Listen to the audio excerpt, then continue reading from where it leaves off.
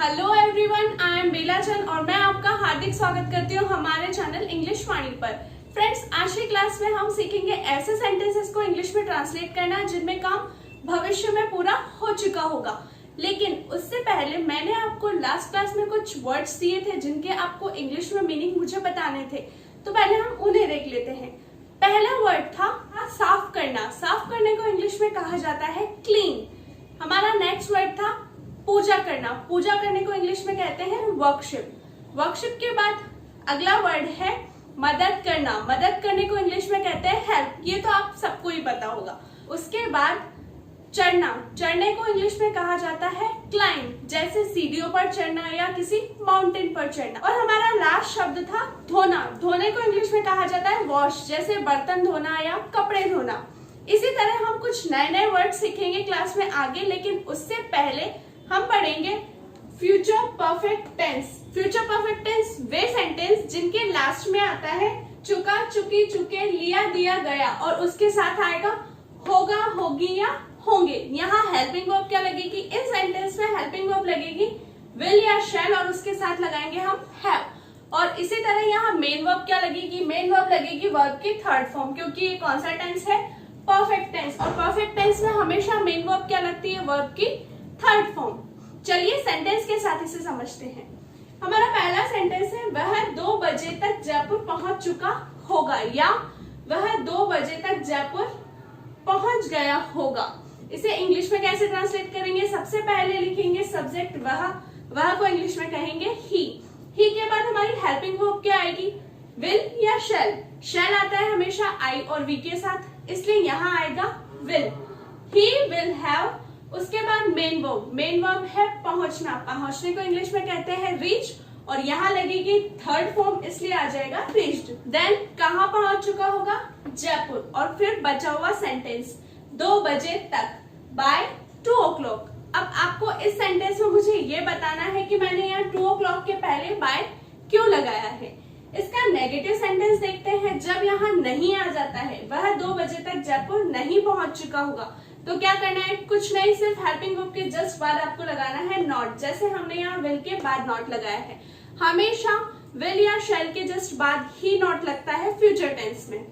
तो ये सेंटेंस हुआ he will not have reached Jaipur by 2 o'clock। अब इसे इंट्रोगेटिव में कैसे बनाएंगे? जैसे क्या वह 2 बजे तक जयपुर पहुंच चुका होगा?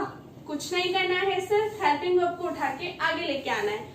हमने यहाँ नॉट लगाया था विल के जस्ट बाद, इसलिए सबसे पहले हम लेके आ जाएंगे विल को। Will he have reached Jaipur by 2 o'clock। इसके बाद लास्ट सेंटेंस है वह 2 बजे तक कहाँ पहुंच चुका होगा। यहाँ हम क्या पूछ रहे हैं? क्या इंफॉर्मेशन चाहिए? कहाँ।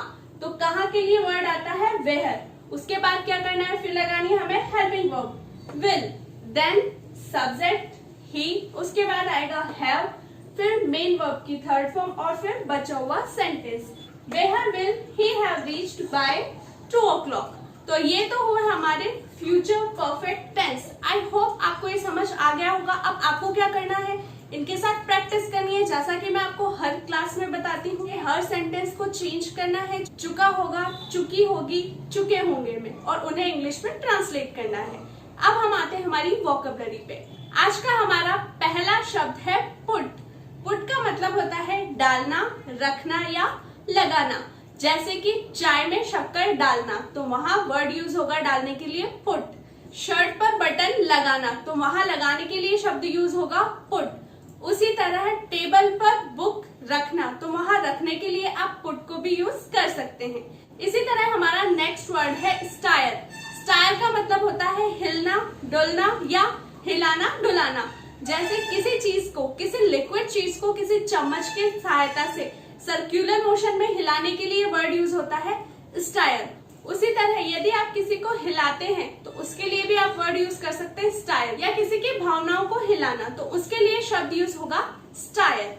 इसी तरह हमारा नेक्स्ट वर्ड है स्टोर। STORE, store. स्टोर का मतलब होता है बड़ी दुकान। अब वो बड़ी दुकान किसी भी चीज की हो सकती है। वो एक बुक स्टोर भी हो सकता है, वो एक फर्नीचर स्टोर भी हो सकता है। स्टोर का एक और मतलब होता है किसी चीज को भविष्य में काम में लेने के लिए सुरक्षित रखना। जैसे हम डाटा को स्टोर करते हैं कंप्यूटर में, या बहुत सी लेडीज गर्मियों के लिए मटर को फ्रीज करके रखती हैं तो उसे भी बोलते हैं मटर को स्टोर करना। हमारा अगला वर्ड है वेंटिलेटर। वेंटिलेटर का मतलब होता है रोशनदान या झरोके। वेंटिलेटर का एक और मतलब होता है, वेंटिलेटर एक मशीन होती है जिससे ऐसे मरीजों को सांस लेने में मदद होती है जिन्हें सांस लेने में दिक्कत होती है। इसी के साथ हमारा लास्ट वर्ड है वेंटिलेट। वेंटिलेट का मतलब होता है हवादार बनाना या वायु संचारित करना। जैसे वेंटिलेटर की सहायता से किसी रूम को आप क्या कर सकते हैं, वेंटिलेट कर सकते हैं, वहां हवा आ या जा सकती है, इसे बोला जाता है वेंटिलेट। तो फ्रेंड्स आज हमने सीखे हैं 5 वर्ड्स। पहला है पुट। पुट मतलब रखना, लगाना या डालना। उसके बाद नेक्स्ट वर्ड था स्टार। स्टार मतलब हिलना डुलना या किसी को हिलाना डुलाना या किसी लिक्विड को किसी ऑब्जेक्ट के साथ सर्कुलर मोशन में हिलाना। हमारा नेक्स्ट वर्ड था स्टोर। स्टोर मतलब किसी चीज को भविष्य के लिए सुरक्षित करके रखना। उसके बाद हमने सीखा वेंटिलेटर, रोशनदान या झरोखा या एक ऐसी मशीन जो उन मरीजों को सांस लेने में मदद करती है जिन्हें सांस लेने में दिक्कत होती है। उसके बाद हमारा लास्ट वर्ड था वेंटिलेट। वेंटिलेट मतलब होता है हवादार बनाना या वायु को संचारित करना। ये थे आज के 5 वर्ड्स जो हमने आज की क्लास में सीखे हैं। फ्रेंड्स अगर आपको एक क्लास अच्छी लगी तो मुझे कमेंट सेक्शन में कमेंट करके जरूर बताइए। एंड इसी के साथ मैं यहाँ 5 वर्ड्स हिंदी में आपको लिख के दूंगी, उन्हें इंग्लिश में क्या कहते हैं ये भी आपको कमेंट सेक्शन में मुझे बताना है। ओके फ्रेंड्स, बाय बाय, मिलते हैं नेक्स्ट क्लास में।